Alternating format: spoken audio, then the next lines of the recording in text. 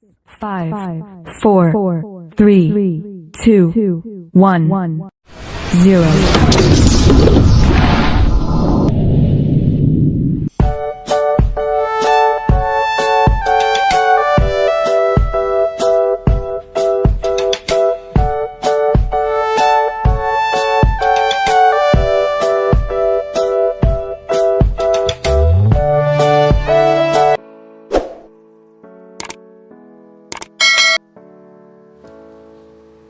Halo semuanya, Assalamualaikum warahmatullahi wabarakatuh. Pada kesempatan kali ini, kita akan belajar pada tema 8, lingkungan sahabat kita, subtema 3, usaha pelestarian lingkungan, dan kita telah sampai pada pembelajaran yang kelima. Anak-anak sekalian, sebelum kita mulai pembelajaran kita, jangan lupa untuk berdoa terlebih dahulu. Anak-anak sekalian, pada pembelajaran kita kali ini, kita akan melakukan kegiatan untuk mengetahui tingkat pemborosan air. Bagaimana caranya? Pertama, sediakan satu buah gelas, kurang lebih berukuran 300 ml. Kedua, bukalah keran air sedikit mungkin, sehingga air hanya menetes perlahan-lahan. Apabila tidak ada keran air, dapat diganti dengan penampung air, misalnya ember atau kaleng bekas. Buatlah lubang kecil pada penampungan air itu, kemudian isilah dengan air hingga penuh. Usahakan lubang itu cukup kecil sehingga air banyak keluar dengan menetes. Ketiga, tampunglah tetesan air tersebut hingga gelas penuh. Gunakan air yang kamu tampung untuk mencuci piring atau menyiram tanaman. 4. Catatlah waktu yang diperlukan oleh tetesan air untuk memenuhi gelas tersebut. 5. Seandainya keran atau tandon air di rumah kamu bocor, sehingga air menetes seperti pada percobaan ini, berapa liter air yang terbuang sia-sia selama 1 hari atau 24 jam?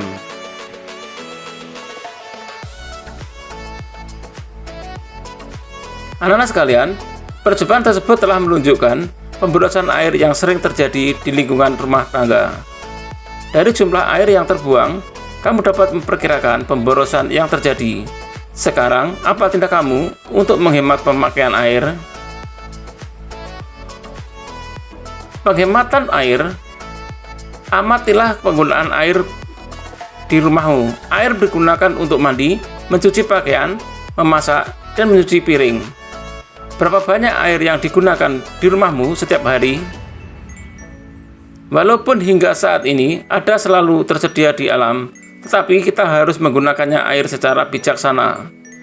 Menghemat penggunaan air sangat bermanfaat, terutama jika air diperoleh melalui pompa air listrik atau PDAM. Semakin sering kita menghidupkan pompa tersebut, semakin besar tagihan listrik yang harus kita bayar. Demikian juga kita menggunakan air dari PDAM.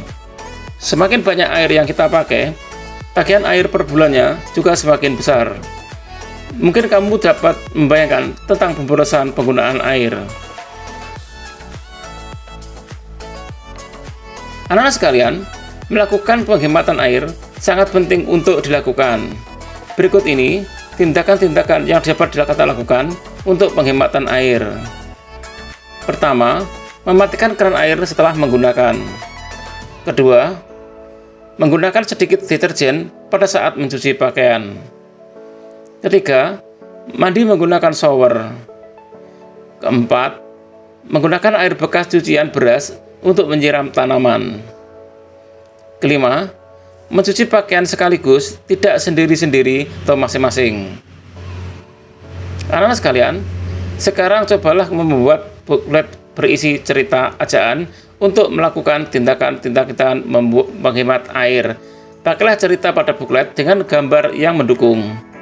Untuk membuatnya, kamu perlu mengetahui langkah-langkah pembuatan gambar cerita. Masih ingatkah kalian bagaimana cara membuat gambar cerita? Berikut ini langkah-langkah yang harus kalian lakukan untuk membuat gambar cerita. Pertama, persiapan bahan-bahan dan alat. Sebelum menyiapkan bahan dan alat, sebaiknya kamu tentukan dahulu jenis teknis yang akan kamu gunakan. apakah teknik dasar atau teknik kering. Setelah itu, persiapkan alat dan bahannya. Kedua, menentukan tema. Pemilihan tema akan menentukan gambar yang akan kita buat. Penentuan tema dapat dilakukan dengan lihat lingkungan sekitar atau pengalaman diri sendiri dan orang lain. Ketiga, pembuatan sketsa. Sketsa sebaiknya dibuat lebih dari satu agar dapat kita membuat yang terbaik. Keempat, penyelesaian gambar. Anak-anak sekalian, pada tahap penyelesaian gambar, ketika kita sudah memilih sketsa yang terbaik, kemudian kita akan menyempurnakan sketsa tersebut dengan menghapus garis-garis yang tidak perlu dan menambah garis atau coretan yang dirasa perlu agar gambar tampak lebih hidup. Selanjutnya, jika sudah matap, warnai gambar dengan rapi. Kamu dapat mewarnai dengan teknik basah atau teknik kering. Pewarnaan dengan teknik basah menggunakan cat air, cat minyak, atau tinta. Sebaliknya, pewarnaan yang dengan teknik kering menggunakan pensil warna, krayon, atau pastel.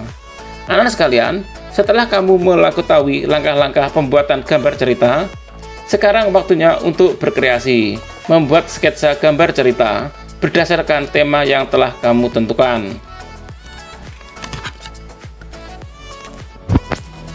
Demikian tadi anak-anak sekalian, pembelajaran kita pada tema 8, subtema 3, dan pembelajaran yang kelima. Untuk menguji pemahamanmu, kamu dapat mengerjakan latihan soal yang terdapat pada deskripsi video ini. Sampai jumpa pada video pembelajaran berikutnya. Tetap semangat dan selamat belajar.